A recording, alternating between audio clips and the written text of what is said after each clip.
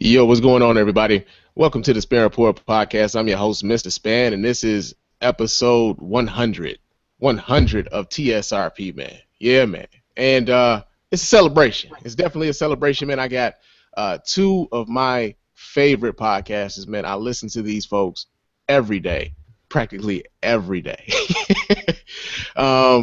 And they're pioneers. I consider these people pioneers in the podcasting game, man. They're the most prolific podcasting couple, the most hardworking couple in the podcasting game, and it was only apropos for me to have them here with me here today. I got Rod and Karen of the Black Guy Who Tips podcast here with me. Say what's up to the people, fam. How y'all doing? So happy to be here to celebrate this huge milestone for everybody. Yeah, it took us a long time to get here, y'all. Martin Luther King weekend. We've been And marching. of course, we are here to celebrate the release of Ride Along 2. And Ice Cube leading the way this weekend at the box office. That's what we... and congratulations on 100 episodes. Indeed, man, indeed. You know, the funny thing is, man, I was kind of looking over like how long I've been doing this show, right? And like I don't really have like an official date for how long the Spann Report has been a thing. So I was like, okay, let me go back into the website and see like what folder starts the website. Like what month and what year started the website, and it was like June of 2010. So it was like it'll be 6 years for the Spann Report in June. And like I feel kind of guilty, man. Like I should have been at 100 episodes a long fucking time ago. Hey, life happens. Life happens. Hey, man, I feel like I should have been there a long time ago. I've been a bit more consistent with it the last couple years, but yeah, man. Like I'm like, man, I'm just now getting to 100, but it was just last year I was at 50. So yeah, man. And I want to let people know how much work goes into this whole podcasting thing. It's not easy. And it's definitely a labor of love, man. So anybody who decides they want to get into podcasting, get into it if you love it. You know what I mean? Like, you got to love this thing right here, because nobody's paying me to do this. I do this because I love doing it. I pay attention to this at work. I'm not even, like, it's a labor of love, man. And to have Rod and Karen here, who are more than, are you guys at 1,200 episodes yet? 1,117 as of today. Yeah, man. You see that shit? You see that shit? That is a labor of love right there, man. And like, it's amazing to see that they're at 1,100 and whatever number he just went to, he just been rattled off, and I'm at 100. But you know what? It's good, man. And I'm definitely glad to have Rod and Karen on the show here with me today, man. If it does any justice, we are 6 months ahead of you, so we got Yeah, our 6 years was the 6th of this month. Oh, okay, that's what's up. You know, and it's like one of the things I enjoy about your show is like I became aware of you guys through Mr. Gates over at the Haterati radio show, and I remember when it was 4 of y'all on the show. Whatever happened to the fourth dude? Will, I actually Life. talk to Will all the time. He's had 2 sons. He's married. Okay.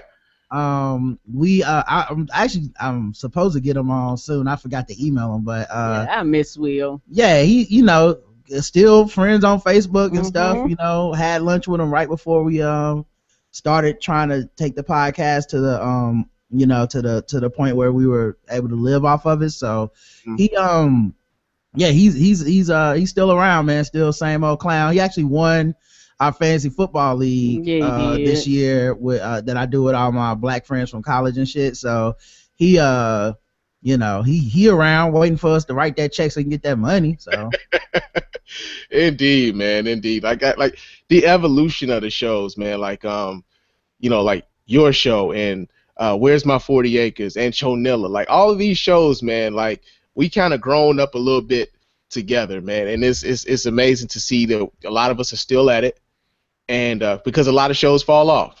You know, a lot of shows fall off. And again, that goes into the testament of, you know, how much of a labor of love this is, because again, not a lot of us are getting paid to do this, and it's wonderful that you guys have actually got it to a point where you guys can can make money off of the show, man. It's not easy to do.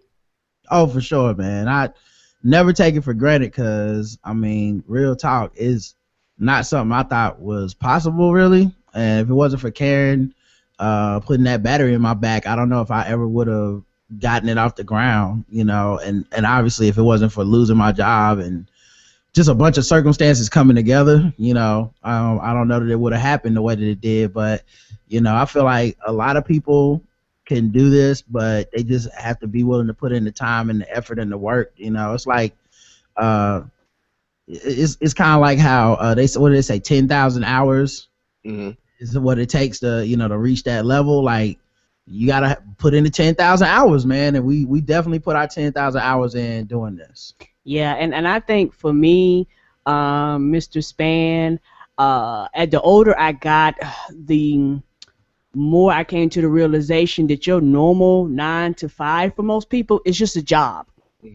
It's not it's not your passion, it's not your dream, it's not what you want to do. It's literally just pays the bills. Regardless if you have degrees, if you don't have degrees, because most people that have degrees that I went to school with, whatever their field they're in, has jack shit to do with whatever their degree was in. And so for me, when Roderick got laid off, in my mind, I'm like, you know what? Fuck it. For the first time ever, I was like, let's do some shit that we want to do. Why should we have to automatically panic and go back to work? And I think society has taught us, particularly being black, that if you don't work, quote unquote, a standard job, that you're worthless and you're not really working, because we don't know what it is and we can't quantify it. When other cultures, particularly white people, have been doing this shit for years. There's white people that live off of writing. There's white people that live off of blog posting, and black people too now. But you know, but for a lot of them, more of them can live off of it than we can on the average. And it's just one of those things where, for us, we've been watching Keith and the girl, Keith and him, to do this for years. And we was like, well, shit, why can't we do that too? Why do we need to be held back because of our fears? Indeed, man, indeed. And you know, like, it's funny, like when my family asked me about the show, you know, the first thing that they asked me is like, well, do you get paid off of it? It's like, no, man, this shit costs me money, you know, and I do it because I like doing it. You know, if I didn't like doing it, the Spann Report would have been dead a long time ago. And there was a few times where the Spann Report almost died, you know, like 4 or 5 months, and there was no show. You know, I was refreshing. I'm one of fan. Like, I've been around since the beginning for you. I'm not even gonna lie. That's why I was like, I'm glad you made it to 100. You know, I ain't think we were gonna make it. I was like, ooh, is we gonna make it? I ain't heard from him in 4, 5, 6 months. What's happening here, Mike? Did you die? I had to switch it up. You know, I had to switch it up. You know, like, of course, if for all of the people who've been listening to the show from the beginning, you can kind of tell the difference in how I do the show. Before, I was trying to be funny all the damn time, and honestly, for me, I'm not a comedian, and trying to make things funny wasn't really a natural thing for me. So I'd get writer's block. Like, how the hell can I make this into a joke? You know, and by the time I figured it out, nobody's talking about that shit no more. Everybody's moved on to something else. And it really affected how I did the show. So now, you know, I just pretty much, I just speak into the mic what I feel. And it comes off as, it's authentic. Let's just put it like that. It's how I'm feeling at that particular moment in time, which is why I don't edit the show. I don't edit, you know, whatever everyone else says on the show. It's like, look, man, that was a snapshot of how you felt at the time. Now, if you catch me next month, or if you catch me 3 years from now and I'm saying something different, yeah, I might not agree with what I was saying at that particular point in time. You're not going to get me in a I got you moment, which is, you know, kind of funny too. A lot of folks who do that, well, I got you. You said this, you know, 3 years ago. Now you saying this. Like, look, man, my attitude about that may have changed over that course of time. Right? Can't people grow? Well, you would think, you know, folks would want growth, but you know, you'll find that a lot of times that you get into those gotcha moments. And I've seen, you know, a few of my listeners have like kind of gone back into my old YouTube archives and watched some of those old videos. Like, well, hold up, Spann, you said this. It's like, yeah, man, I was also 28 at the time, bro. Like, hey, come on now, that's a big difference. My attitude was different, man. There was a lot of things that were going on financially, relationship-wise, emotionally, that I was dealing with at that time that I'm not dealing with anymore.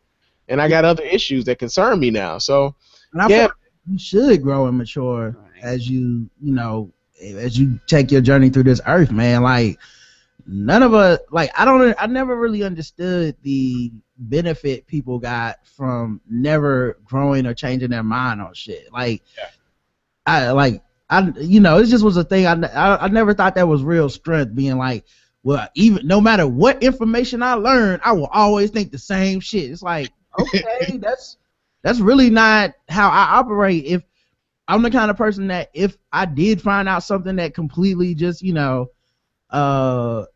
disprove some shit I believe, then I'm like, okay, well then we on this now. Like, I get it. Yeah, that's it, man. That's it, and that's part of the reason why I leave a lot of those videos up. Like, hey, you do realize that video is under my control, and I left it there, right? Like, I didn't take it down or anything like that. I left it there. That's a snapshot of where I was in my life at that particular moment in time, man. But yeah, I done forgot to introduce the show. So let me go ahead and let you guys know how to get in touch with us here at the Spann Report. Let your voice be heard, man. Go ahead and hit the hotline up at area code 313-288-0485. That's area code 313-288-0485. Leave me those voicemail messages. I will play them on the show, and of course, I'll respond in kind. You can also email the show at feedback@thespannreport.com. That's feedback@thespannreport.com. Leave me those emails. I'll read them and reply to them here on the show as well. You can also follow me on Twitter and Instagram. My name on both of those platforms, of course, is Mr._Spann. So go ahead, follow me on both of those platforms. We can chop it up throughout the week. Send me your ass hat of the week submissions. All of the people that you want made fun of here on the Spann Report, go ahead and send them their ass hat at thespannreport.com. And we got one this week. We got one this week. Also, give me a review, man.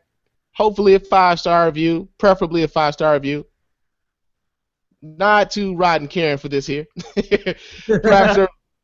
5-star reviews get read. iTunes and or Stitcher Radio, man. It really helps the show grow. It doesn't cost you anything, man, and I really do appreciate it. And for all of your Spann Report needs, man, go to www.thespannreport.com, and all of the podcasts are available there. All of the videos of the podcast are available there. Vote in the polls. Leave your comments there also. Everything you need for the Spann Report is there. www.thespannreport.com. Yes, sir. Yes, sir. Now, let's get into some podcasting, y'all. All right.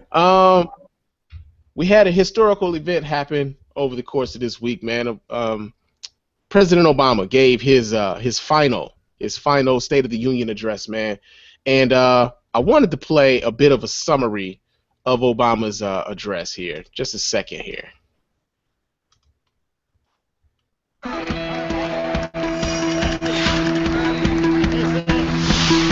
going to try to make it a little shorter.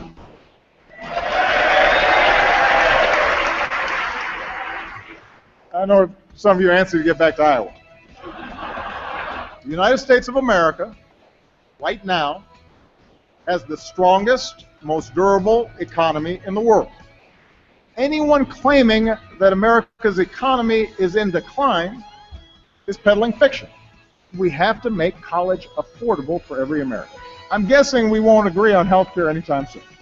But there should be other ways parties can work together to improve economic security. The United States of America is the most powerful nation on earth, period. Priority number one is protecting the American people and going after terrorist networks. ISIL will learn the same lessons as terrorists before them. If you doubt America's commitment, or mine, to see that justice is done, just ask Osama bin Laden. When politicians insult Muslims, whether abroad or our fellow citizens, it diminishes us in the eyes of the world. It makes it harder to achieve our goals. It betrays who we are as a country. I believe we've got to reduce the influence of money in our politics so that a handful of families or hidden interests can bankroll our election. I believe in change because I believe in you, the American people.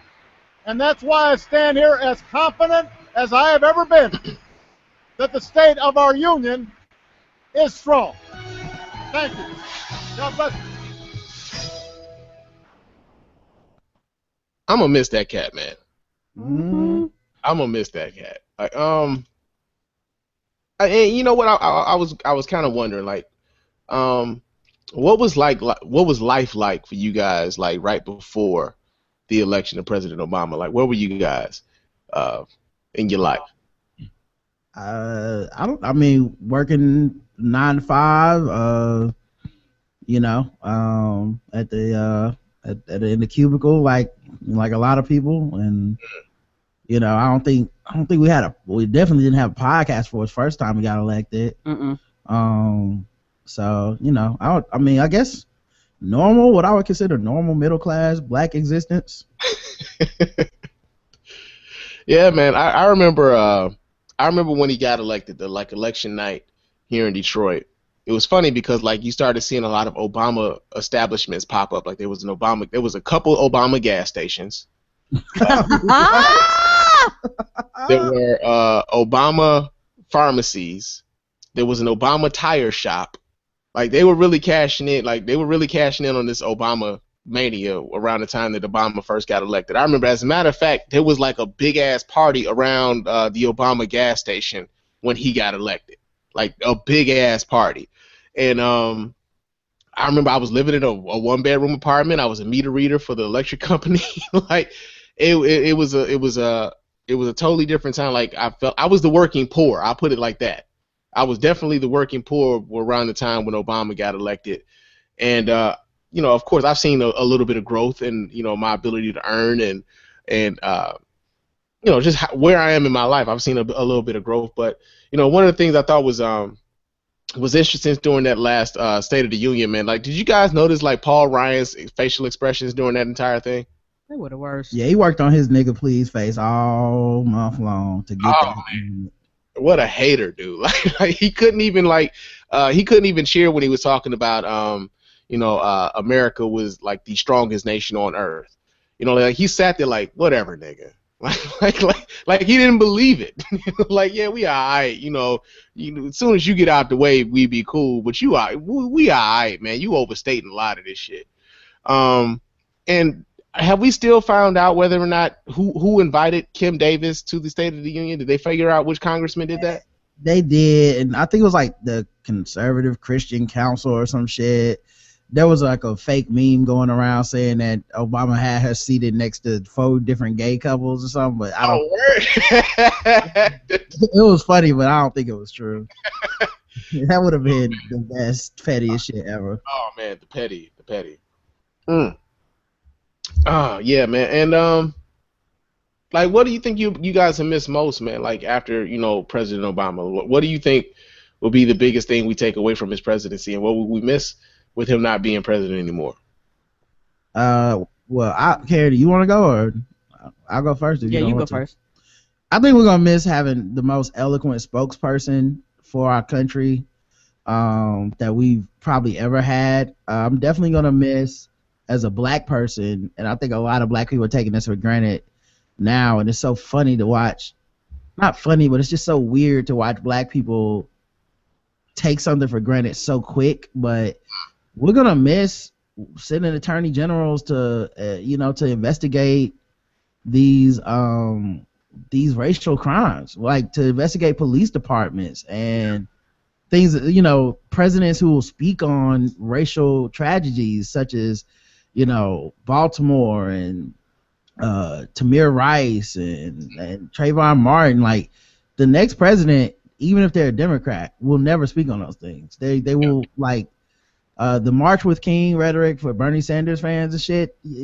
He's only speaking about these things now because he's campaigning and it's become an issue for him. But he never spoke about those things when he was in office. When he was in office as a senator or whatever. And he's not. And like when this is over and he has our votes, or Hillary has our votes, or whatever, I don't expect them to address the nation when Ferguson is on fire. So I will miss that most of all. And it's been pretty much a thankless job because, with a lot of black people, they still haven't accepted that he's the face of the nation. So his actions they always have to be measured. His words have to be measured. There's never going to be a point where he can say that he appreciates black activists without saying he also appreciates good police officers. Mm-hmm. But people don't want to, you know, some people don't want to hear that shit. But when I watched the Republican debate, they were saying this is the president that hates the police the most, that he's responsible for police dying and shit like this. And that's with him tempering his comments with, hey, I support the police. Many of them have a hard job, blah, blah, blah. But stop killing these niggas. You know, like, even with him saying that, they still say he is the most, like, anti-police president. So I'm going to miss a dude that will put it on the line to talk about race and stuff in my opinion, to the best that office is capable of talking about race. I just don't think a black man in that office, at least not the first black man anyway, is going to be capable of like being like, y'all crackers tripping. But I really appreciate that dude. What about you, Karen? I think for me, the biggest thing I'm truly going to miss is somebody in the office that looks like me. And a lot of people is taking that for granted. Because out of all the presidents we've had, we've never had a brown president.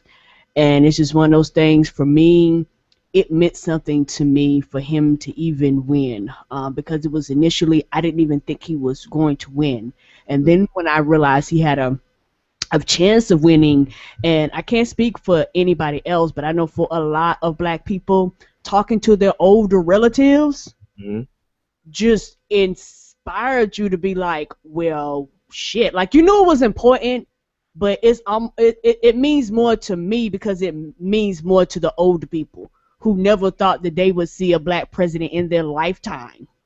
And to see Michelle Obama and to see his children, you know, people are going to miss that. People are going to miss the fact that we have a president that cares about us. Yes, he cares about the whole United States of America, but he also knows that he's black. People are going to miss black issues even being brought to the table, black issues being talked about, black issues being discussed. People are going to miss the policies that he has in place. I know I am, because a lot of people have health care right now because of him. Yeah, yeah. Even though states are fighting tooth and nail to not to cover people, you know, people are going to miss things that he did for brown people, and not only brown people, poor people, and there are a lot of white poor people. So a lot of policies and procedures that are targeted towards brown people benefit white people, actually benefit white people on a larger scale. But when you talk about the issues, they want to pretend like these things he are just laying forth only affects black people, when that's not true. And I think that for me personally, I'm just going to miss his speeches. I'm going to miss his presence. You know, I agree with Roger. I think a lot of people just take everything that he does for granted, and they complain. And I've said this on our show, and I will say it over here. A lot of people are going to miss when the next president gets in office, and within the 48, 24 hours, whenever the next black person gets shot and killed, let's see, is it going to be discussed? Let's see, is anybody going to talk about it? Let's see, you know, is anybody going to bring it to the forefront? Those issues will never be addressed like that, and to this extent again. You know what else I'm going to miss? I forgot to bring this up. I'm going to miss Michelle Obama, man. Like, the most beautiful, best first lady we've ever had. Completely, you know, stood up to the face of all the just straight up racism she got. Like, just look at any comment section in the article about Michelle. She has never shied away from speaking her mind as first lady. You know, I love when Barack Obama got elected, and she said, "This for the first time ever, I could feel like I could be proud of my country." And so many black people identify with that, and Republicans been trying to take her down for that for 8 years, and she's shit. Yeah, I love at the State of the Union, she had another dress with her arms out. You know, the only guns Obama ain't trying to ban.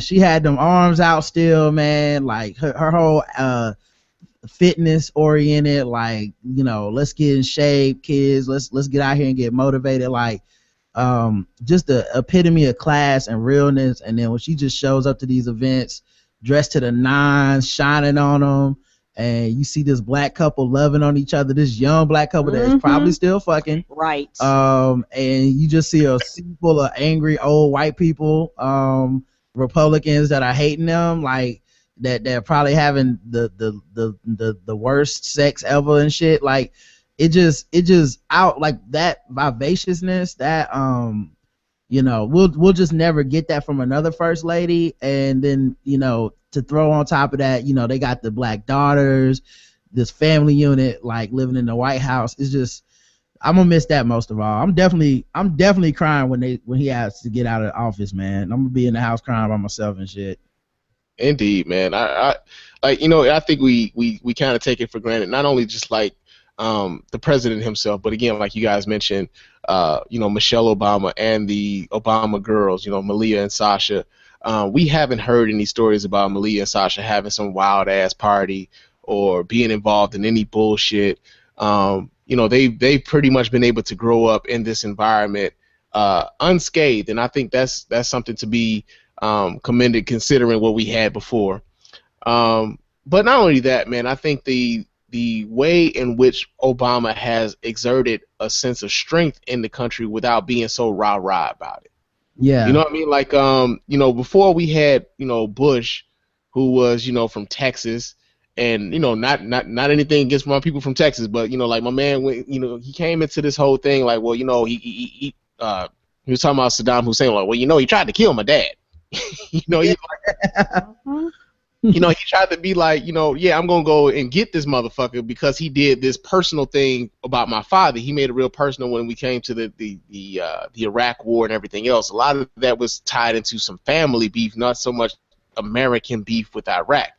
But, you know, Obama has been out here, you know, murdering terrorists like left and right. No, like as much as the Republican Party doesn't want to give him credit for these things, and they always say, well, you know, it was our armed forces and everything else. Who do you think gives them the fucking order? Right. You know what I mean? Like, and we haven't had another instance of, say, for instance, a 9/11 happen on this president's watch. We haven't had another instance of, you know, like just even if you take, for instance, like the economy has steadily grown since this president has been in office. The amount of jobs generated by this economy has steadily grown since this president has been in office. And a lot of Republicans and a lot of people who would, you know, necessarily hate on the accomplishments of the president have a hard time just acknowledging the simple facts of that. You know what's funny is he has his reputation amongst Republicans as being soft on terrorism. Yeah. And all this shit because he's rational. You know what I mean? He's Right. like, look, all Muslims aren't bad. And it's like, goddamn terrorists, you trying to help them, you know? And the other thing, and I mean, and there's people on the left that are very critical of him as like, well, he's still warmongering, he's still killing people, he's using drones. So like, it's not like he ain't killing motherfuckers, you know? Like, I love when he said, ask Osama bin Laden about me. Like, I love that line.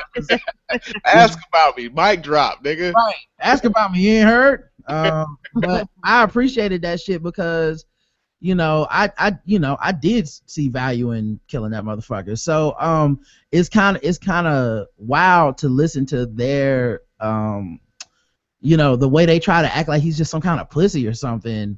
Yeah. When it comes, like, they do everything but say the word pussy. Where they're just like, well, when we get that pussy out of office and kick his ass, you're like, yo, man, dude will fuck you up. Like, just like you said, just ask about me, man. You know, somebody did call him a pussy on Fox News. Yes, that was wild. I know I did that for something. Yeah, somebody did call him a pussy. I think they suspended that guy or something. He may have been like one of their correspondents or some shit like that. But that dude did go on national TV and call the president of the United States a pussy. And that was a first, along with calling the president a liar during the State of the Union address. That was also a first. I mean, like, just dealing with some of the shit that he's had to deal with on top of getting shit done, man, is, yeah, I'm gonna miss this dude.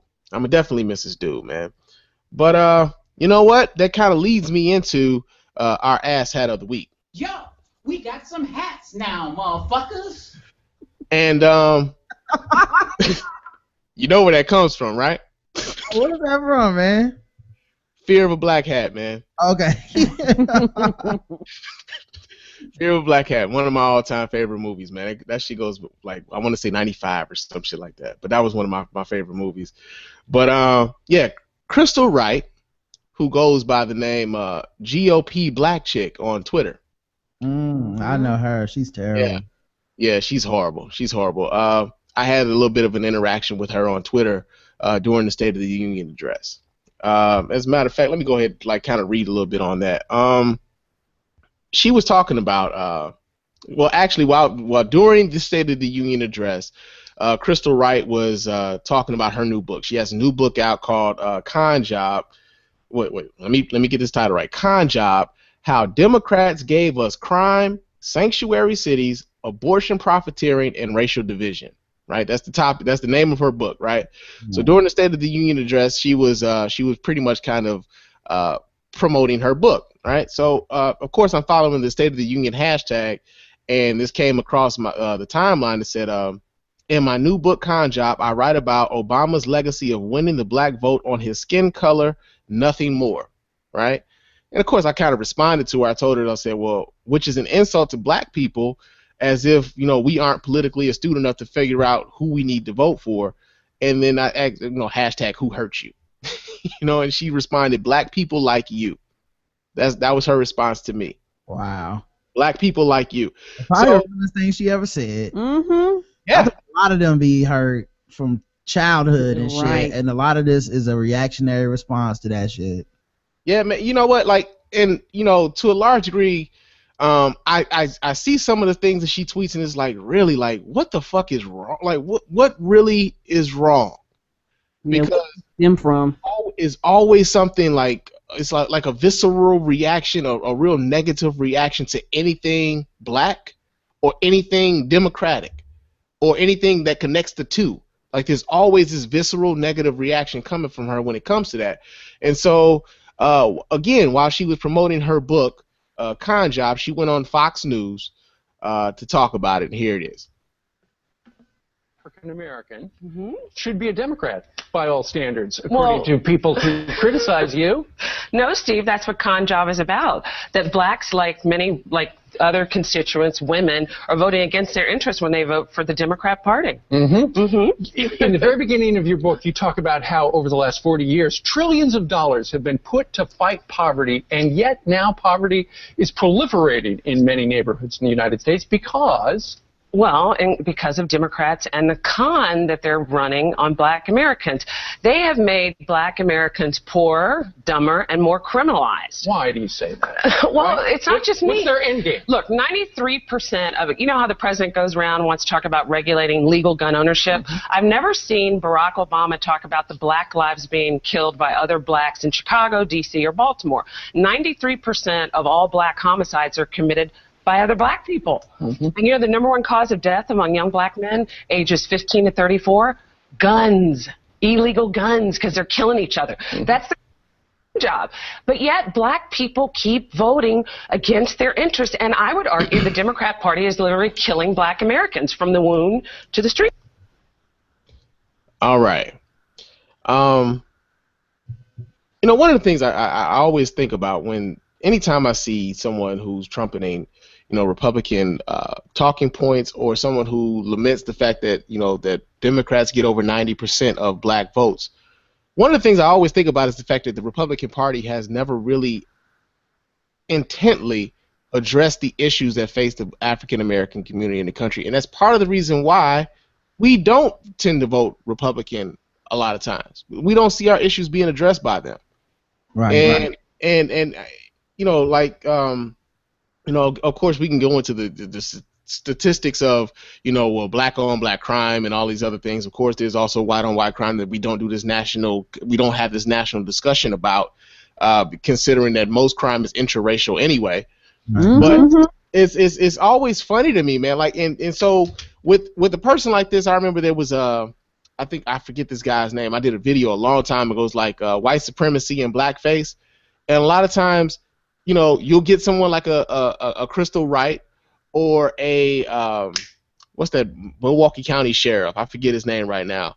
But they would just kind of legitimize a lot of these racist talking points against black people for white people simply because they're black and they're saying these things.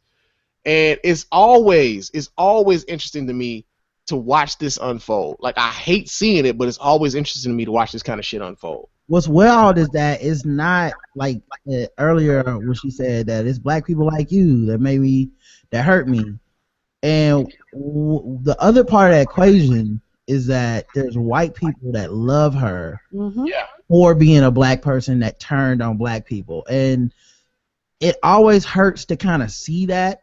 Yeah. But there's a lot of black people in this country that gravitate towards it. And I mean, I'm sure the impetus goes back to just white supremacy and racism and slavery and shit like that. But they're playing out their part too, where it's like, well, if I say these things, white people will love me for it. And I'm just going to embrace white supremacy. And it sounds like she's making a living, you know, selling books or whatever else it is she's doing. But there's a lot of black people getting paid to basically go on TV and say the things that white people feel like if they say it, it'll be too racist. But, you know, she is essentially called black people dumb and poor and stupid and shit. And, you know, then the white guy gets to go, oh, now, Christal, I mean, why would you say that? You know, but clearly he's like, yeah, I'm glad you're saying it because that's what I think, but I don't have to be the person to say it. Yeah, indeed. And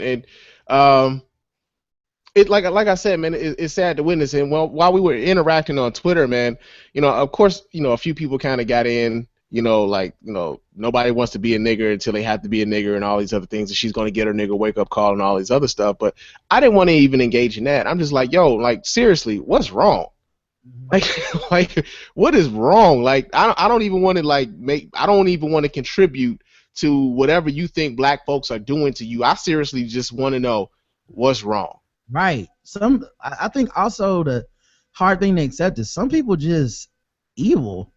Yeah. You know what I mean? Like, some people just do not mind being evil, man. It's sad to see, but, you know, I remember, it's so funny with Republicans. She was on Twitter one day complaining about racism. And I was like, what the fuck? So, and I see all these people retweeting her, people that I've seen in the past that hate her, retweeting her. You know, she's talking about, well, racism does exist in the party and not all these problems. So I go read her timeline and see the whole context of the discussion she's having. She's upset that race is coming up on Fox News and these other outlets, and they went and got white Republicans to talk about it, and they didn't ask her. All right. And I said, she's not upset about racism in the context that you guys are, so you probably should stop retweeting it. She's upset that it didn't work out for her this time. So if, you know, she's upset. She's saying, I'm not on TV talking racist shit about black people because it's racist that they won't pick me instead of these white people. And I said, yeah, I'm not supporting her. Like, fuck that. Like, she don't even really know. Like, the thing that pissed me off the most is that she absolutely understands racism and how it affects people, as long as it's her. Right. Yeah. And as long as it's affecting her bottom line, because again, you know, she's got a book that she's peddling now. And so, you know, like I said, while I was interacting with her during the State of the Union address, it was just like, you know, again, I didn't want to contribute to whatever negativity that she wanted to have, you know, or express against black folks. I'm seriously like, yo, what's wrong? like at the end of the day, something's wrong. And you coming at me by simply asserting that, yo, black people are a little bit more intelligent than you're trying to let on for these other folks. Right. So, you know, don't say that I'm the one that's hurting you simply by telling you, like, yo, it's a little bit more deeper than the fact that he's black, that black folks voted for him. If that were the case, fucking Herman Cain would have been president. Fucking Allen West would have been president. Michael Steele would have been president. If it was only about the color of their skin, all of these guys could have run for president and they'd have got all the black vote. That didn't happen. Exactly. So, yeah, man. But which also, I mentioned Allen West. This kind of leads me into the champ of the week. The champ is here. The champ is here. The champ is here. The champ is here. The champ is here. The champ is here. The champ is here. The champ is here. The champ is here. The champ is here. The champ is here.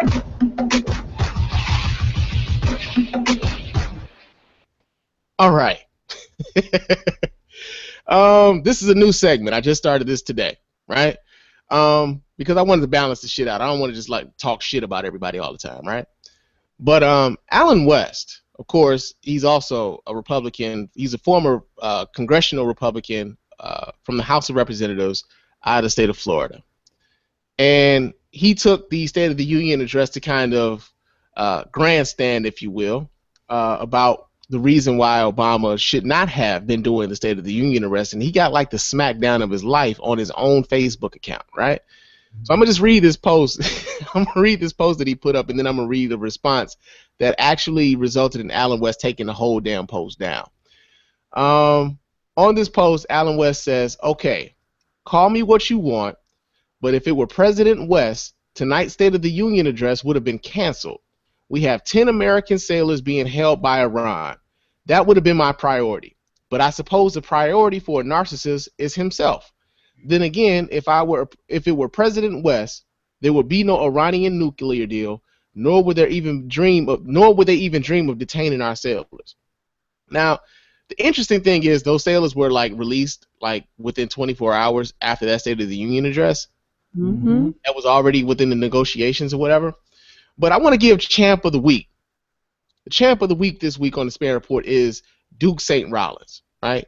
Duke St. Rollins went on Alan West's post and made him take this shit down with this response. Hold on, I got to do this right. Hold on. Duke St. Rollins wrote in and said, Alan West, you treasonous scumbag. It's bad enough that you issued thinly veiled threats against the president's life over his extremely tame executive order on closing the loopholes in existing gun laws. But now you venture into the fantasy land where enough of the American people were infected by brain flukes and rendered mentally incapacitated enough to elect you to any office. What sort of zombie apocalypse would be underway in the world where you were elected president? Your shameful exit from Congress after a single failed term doesn't inspire any confidence in your ability to rally support for your retarded political agenda. Since your understanding of the current geopolitical environment could be improved by reading a Batman comic, I can't expect you to understand the history of the State of the Union address and how FDR delivered one every year of the World War II and how it is mandated by Article 2, Section 3 of the United States Constitution. Let me spell it out for you. When you were drummed out of the Army for violating Articles 128, assault, and 134, General Article of the Uniform Code of Military Justice, you forfeited any right to criticize any action the Commander-in-Chief takes in response to aggression against America. Hold on. Those American sailors were unfortunate enough to have ventured into Iran's sovereign territory, where Iran took the same action any military would have taken. All indications are that they will be released very soon due to the strength of our president's foreign policy. As for the Iranian nuclear deal, all of our strongest allies support this deal, which experts, not disgraced military rejects and failed politicians like yourself, laud as excellent agreement, which will make us all safer. You're a fearful coward and a pussy who would put our soldiers in harm's way to further the failed Republican policy of being of Israel's military cuckold. You are a shitty soldier and make me and Simo Hayaka sick. Okay. Son. He wasn't ready for that. He deleted that shit. Alan West deleted that motherfucking post after that shit came out, man. Like, there must have been some truth in that. Son. Oh. Hold on. What's my man name? Duke St. Rollins? Duke St. Rollins, man, is the Spann Report champ of the week by a long shot. By a motherfucking long shot, dude. Oh man, that was so good. Oh man, you know what? I'm gonna go ahead and send Duke St. Rollins a friend request right now. Just based on that shit right there, man. That's my homie all the way through. Just on that shit right there, man. Real talk, man. Shout out to Duke St. Rollins, the Spann Report champ of the week. This week, June 16th of 2016, man. Thank you so much, Duke. Thank you so much. How we're in June, Mr. Spann? Hey, man, my birthday is in June. I don't know what's going on with this. Maybe that's what it is, man. I keep saying June. All right, I got another. You know what? The Powerball. Let's go into the Powerball shit. You guys play the lottery? Nope. No, we didn't play. Mm-mm. Oh, y'all didn't play? I didn't play I played a couple times, right? And I didn't play the night that somebody won. And I was sitting here on my computer and I was telling my wife, I'm like, man, I hope nobody wins. Like, I hope nobody wins. Like at $1.5 billion. And I was thinking like, well, of course you guys don't play the lottery, but what do you guys think you would do if you came into that, like suddenly came into that kind of money, man? Oh man, probably move to a nicer house. Get us some fences so the rest of these niggas can't get off me. And just hate from a distance. Let them hate me from a distance. Probably ball on social media. Do a lot of traveling, meeting people that I want to meet. Taking selfies with them and shit. That's about it. Yeah, and I already told my mama. I said, Mama, if I win, I said I'm taking care of you, and I got a handful of other people. Rest of them niggas grown. Indeed, man. You know what? I was saying that. Well, first of all, I would like kind of disappear. I would just like. I was reading an article. They were saying one of the first things that you should do is like just delete all of your social media so nobody can hit you up for money, and like move out of the town where you live in. But I would have disappeared for totally, like, I wouldn't have necessarily deleted all my social media, but I would have definitely, like, kind of disappeared and got my things together where, like, okay, I want to set my family up long after I'm gone. Mm-hmm. That was my thing. And one of the things I kept, like, the argument kept coming up was whether or not you would take the lump sum or the annuity. Like, if you guys won the lottery, which way would you lean on that? The lump sum. Take all your motherfucking taxes up front. I'm not guaranteed I'm going to live no 45 years or however long that is. Nope, give me my money right motherfucking now. Yeah, lottery winners tend to die fast, so I would just take all my money while I can get it. Although I know the annuity is smarter, I just think the thing with the people that say the annuity is smarter that they don't realize is that I'm rich now. I don't give a fuck. You know what I'm saying? Like that, like people keep acting like, yeah, you know, everyone knows it's stupid. It's like, yeah, cool, but I already have $900 million right now. So like, that's cool. I should have waited, and at 80, I would have had, you know, 1 billion instead of 900 million. But I'm okay. I'm okay with it. Well, you know what? Like, it's interesting, man. Like, cause I'm one of those people who would take the annuity, right? And it isn't so much about, like, for one, like, even now, like, I look at my paychecks now, and I'm always wondering, like, man, why the fuck is the government entitled to so much of my money? Like, before I get it, I'm like, yo, how are they getting so much of it? And so I'm looking at it like, yo, I've been living most of my life on less than $100,000 a year. I can make do with a $22 million annuity payment. I can make that work. You know what I mean? So I'm just like, I was thinking on those terms, and then, you know, I know a lot of people's fears with the lottery is like, you know, if you die, then the state keeps your money. It's like, no, you can will your winnings to your descendants. Like, you can keep that money going with your family and all of that. And my question to you, Mr. Spann, is what happens if you take the annuity, but you see Maybach and it's a $40 million, you know, like, I gotta wait a whole nother year. Niggas gonna know that I'm not rich like I told them I am, man. I need people to know I'm balling right away. Man, look, most of the people like the Maybach shit, like, you know, it's funny because they got the Detroit Auto Show going on right now, right? Like, right. I always wondered, how come those cars never win, like, you know, the North American International Auto Show Car of the Year? Yeah. Like, them fuckers never win the best car. Like, the Honda Civic is the North American International Car. Because that motherfucker is dependable. You know, the Honda Civic is the best car you can get right now. You know, 1,000 people can review that, Mr. Spann. Only one person can review my one-of-a-kind. Man, look. You'll never understand the luxury that I'm surrounded by constantly. You know, look, I'm not Floyd Mayweather in it, bro. I'm not. I'm gonna be out here making America hate me. Man, look, I think the only first thing I'm doing is bailing out a nigga that definitely did the crime. Somebody, like, I'm gonna get DC's out. Oh man. Then DC, hell, I would let's see, I would bail my brother out of jail because my brother's been locked up for a long time. I would get his ass out. I would probably, like, again, like I said, I would probably disappear and then like get like a separate phone number, so like you got a special access number in order to get in touch with me. But outside of that, man, I think the only thing as far as like investments, because people talk about investing the money, it's like, dude, I got a $1.5 billion. I don't really need to invest in shit. But I'm getting Bobby Smurda out #1. In fact, we paying that bill. Yeah. First thing I'm doing is I'm going down there and we getting a quill out.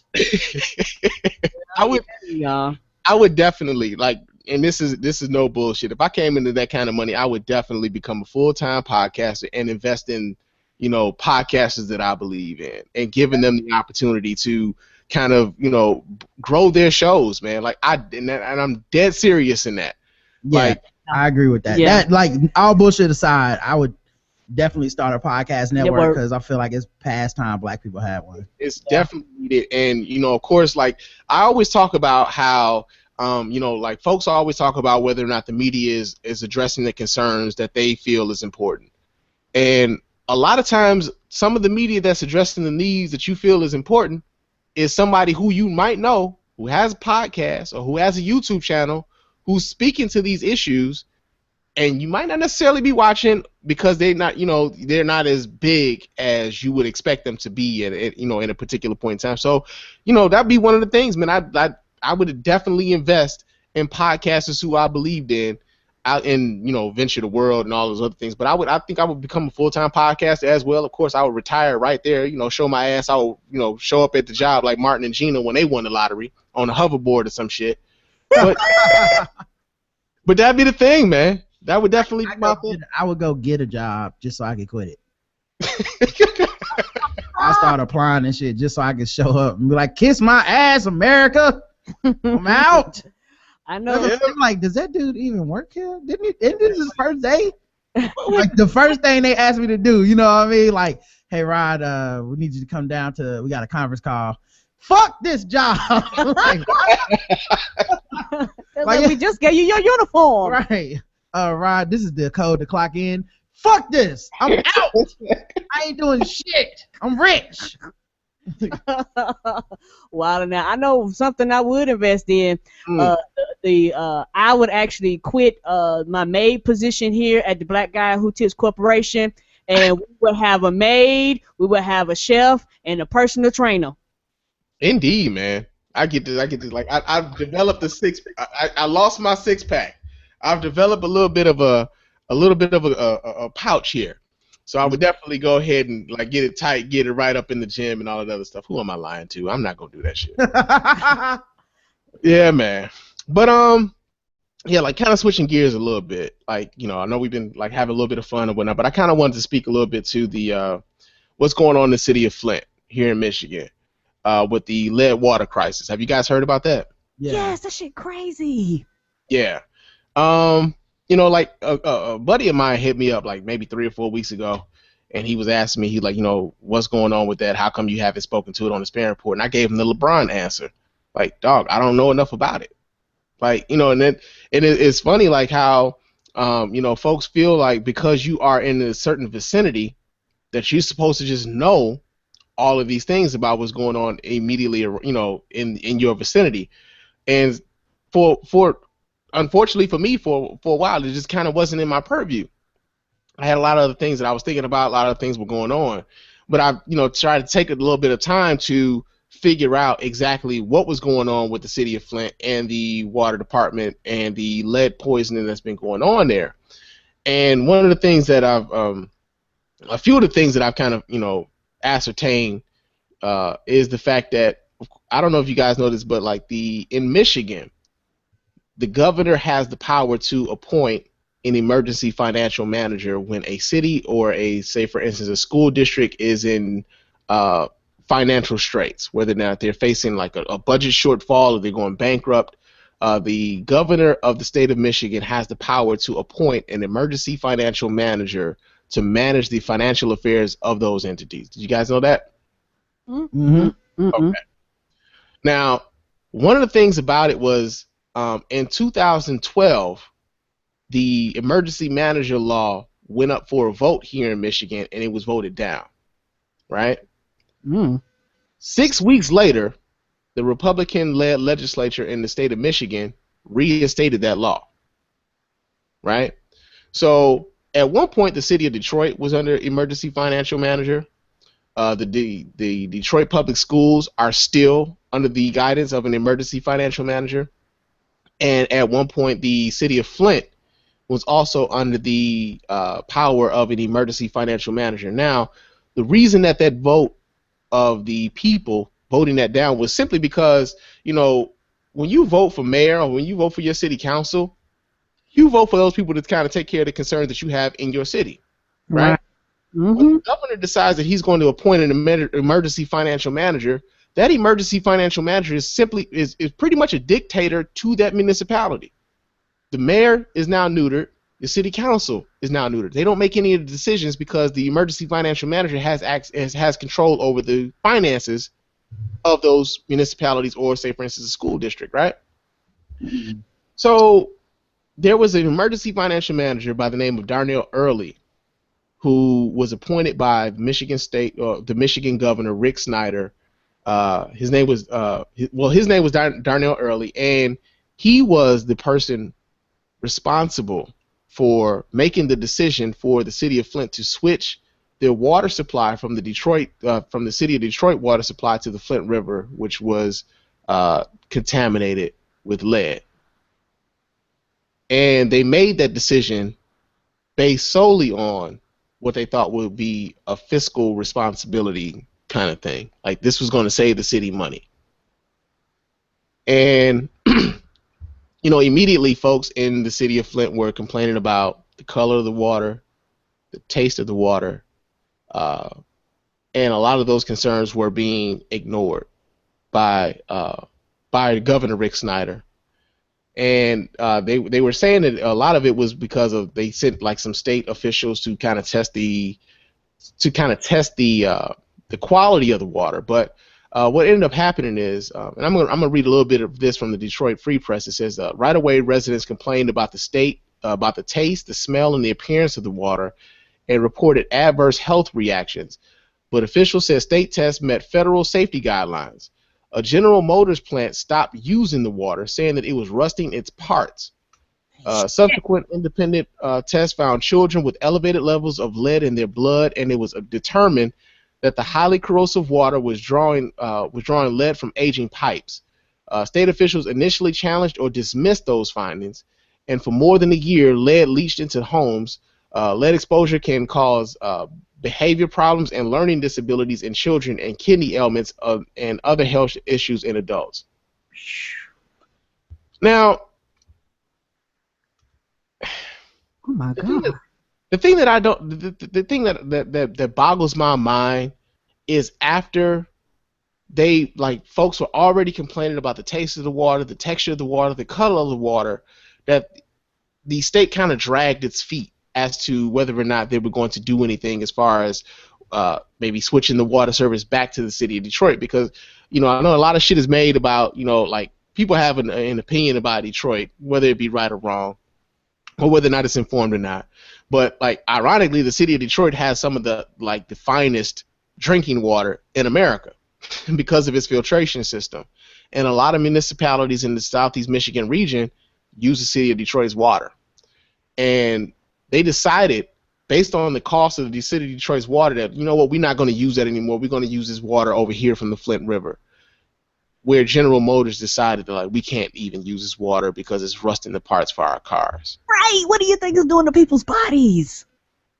And I've been seeing, like, you know, different reports of, you know, Legionnaire's disease has gone up in that county. A lot of people are, you know, they got liver spots all over their bodies because of the water. People are losing their hair. And some of the things that we're going to see as far as our children are concerned, we won't see the results of that for another 5 to 10 years. So, like, I guess my question would be, like, who do you guys think should go to jail for this shit?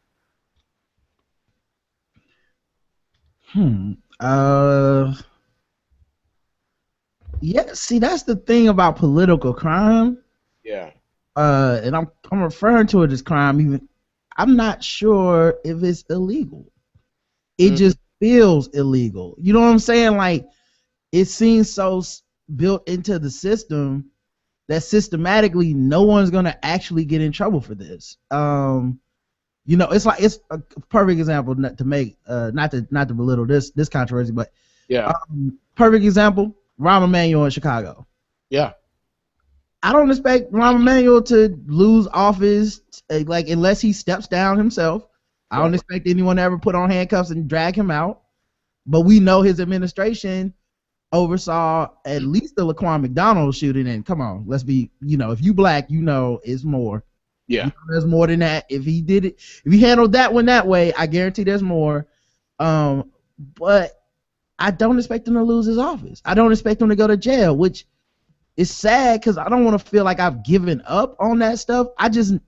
I will be shocked if anyone goes to jail for what's happening in Flint, but I can't think of Flint any other way than to say it's a crime what happened.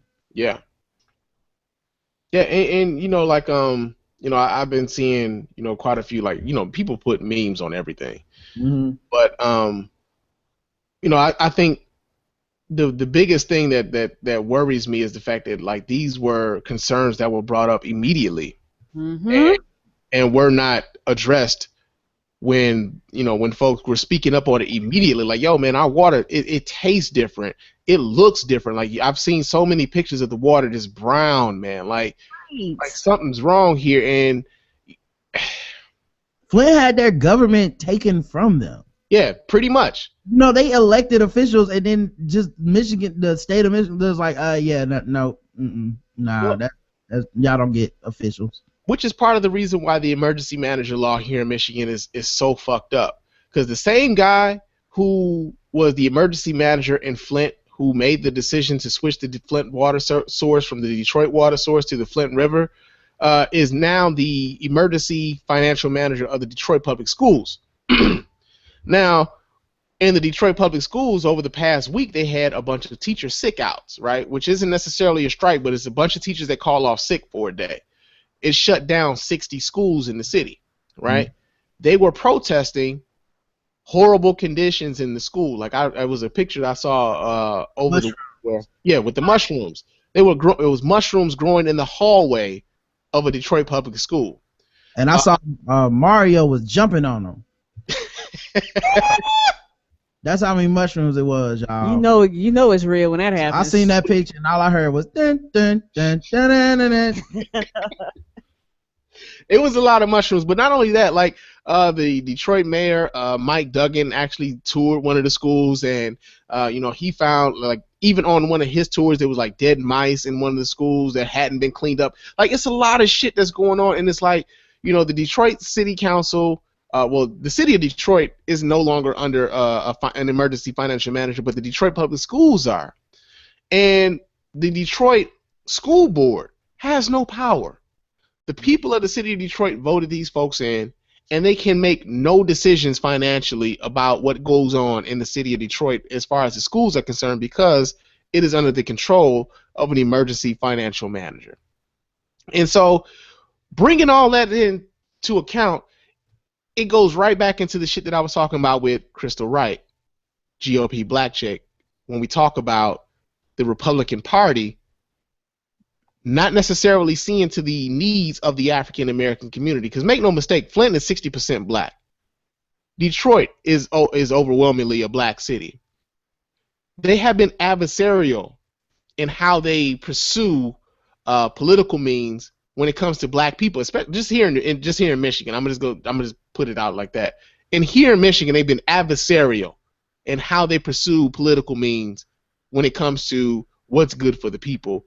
And unfortunately, black folks, in a disproportionate amount, are suffering from a lot of these Republican-led initiatives to gain control over the municipalities of the state and the school districts of the state. And we're seeing the results of it here with the emergency financial manager law here in Michigan. Mm-hmm. Yeah, man, it's fucked up. It's real fucked up, and I hate that it took them so long to call the National Guard, that it took them so long to give folks water filters for their faucets, for them to get bottled water to a lot of these folks. Man, we're doing water drives and stuff like that here in Michigan now. It's like it wouldn't have been necessary if they would have just left shit alone. That is social media. People, I think social media is fucking up a lot of people's dirtiness, because when you do shit, people like, hey, internet, our water ain't right. They ain't been doing shit about it, and it draws attention and it forces the change to happen. Yeah, yeah, but again, like the damage has been done for a lot of people. They've been drinking that Flint water for 2 years. 2 years. No, this when they switched over from the Detroit system to the Flint River, excuse me, in 2014. So like it's 2016, it'll be 2 years. Mm-hmm. And it's sad, man. It is definitely sad, man. So yeah, fuck Rick Snyder. Glad that we have term limits here in Michigan. Hopefully we can vote somebody else in who isn't so incompetent. And yeah, man, it's a sad state of affairs. What's going on in Flint, man. Real talk. But we're coming up on the listener feedback portion of the show, and I got an email here, and this one here is from Marcel. And Marcel writes in and say, "What's up, Mr. Spann? First time emailer, long time listener. Happy 100th show. Thank you, brother. I'm writing in to talk about the movie Chirac. I know a lot of people hated it, but as a Sagittarius, I didn't listen to any of those opinions, and I had to find out for myself." Hey, Marcel, what does you being a Sagittarius have to do with that? I didn't. Let's see. Hold on. First off, let me say I love the message of the movie and how it not only shined a light on the violence, but also the effect of it. Even though they briefly talked about how the guns were getting on the streets, it's still worth noting. But unfortunately, two things pissed me off throughout the movie and totally ruined it. One, the rhyming. Oh fucking God! I was ready to turn it off in 30 minutes. It made no sense to do this in non-musical parts. I know the source material is a Greek tragedy, but this is a movie about a modern tragedy that is Chicago, and it took rhyming dialogue, and the rhyming dialogue took away from the point that was being made. Number two, Nick Cannon. Okay, I think he's corny in general, but if he thought this role was going to make him look hard, he failed on that aspect. While I love his philanthropic work with the black community, it's hard for me to take him serious when I turn to ABC or MTV and watch him laugh and joke on either America's Got Talent or Wild 'N Out. Overall, I felt the movie's over-the-top comedic moments and the useless supplement characters overshadowed what the movie could have been, actually showing the violence and the damages that it was doing to the city and force officials in that and the state around it. I'm looking at you, Indiana, to actually address it. For this movie, gets a D-, not Spike Lee's worst work, but far from his best. Thank you for reading, Marcel. Have you guys seen Chirac? No, I haven't. It looked terrible. I seen them previews. I'm like, fuck no. Yeah, I gave my opinion on Chirac last week on the show. I thought it was horrible. I wanted to reserve my judgment for the movie. I didn't want to make a judgment on the movie based on the trailer, so I wanted to wait until I saw it. I think that Spike could have had a good movie on his hands if he'd have made it if he would have took a more serious tone with the film. I think Spike, by going a comedic route with the film, didn't do whatever message that he was trying to portray. He didn't do it justice. I got a lot of respectability politics in that movie. It was so ridiculous. The over-the-top ridiculousness of that movie just kind of took away from whatever message that I thought Spike could have possibly tried to instill. But yeah, I watched it. I probably won't ever watch it again. And I guess, being from Chicago, I'm a little sensitive to some of the things that are going on in Chicago as well. I thought that, him making a joke of it when what's going on in Chicago isn't fucking funny, was tasteless. And that's just how I feel about it. I know there's a lot of folks who aren't from Chicago who are like, yeah, man, but it's bigger than Chicago. It's like, well, okay, he could have put the motherfucking movie somewhere else on some unnamed ass city and named it whatever the fuck he wanted to, but that's not what he did. So fuck Spike. That's how I feel about it. Spike ain't made a good movie in a long time. No, very long time. And I think a lot of people feel about Chirac the way I feel about Old Boy. So yeah, and you know what? Like I said, he was on thin ice with me anyway because he straight up ruined NBA 2K16. Like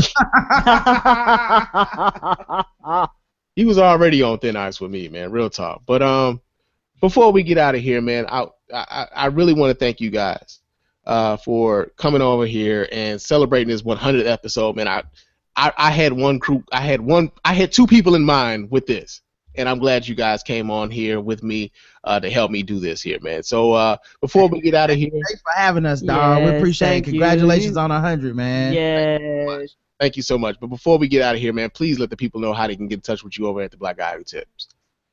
Yeah, man. The Black Guy Who Tips. Search for the podcast on iTunes and Stitcher Radio. The Black Guy Who Tips. Will come up and listen to the shows, man. We always have I think the most recent 10 to 15 shows available on the feed at any time, and then you can go to theblackguywhotips.com and check us out and leave comments there. You can become a premium listener. We do a bunch of other shows, spin-off shows on sports, video games and nerd culture and movie reviews and food and interviews and all kinds of stuff, man. So make sure you guys check all that out and follow us on social media. I'm Rodimus Prime on Twitter. I am Say That Again. That is in DAT. And our show Twitter is TBGWT. And we're the Black Guy Who Tips on every other form of social media, just about, except probably Pinterest. So just go like us, favorite us, join us wherever we're at. Peace. Indeed, man, indeed. And once again, I'd like to thank Rod and Karen for joining me here at the Spann Report. This has been episode 100. Thank you guys so much for watching. I see you guys are watching, and thank you guys so much for listening. Here's to the next 100, man. But until next time, fam, peace. Go Panthers. Indeed, bro, indeed. Yes, I'm excited.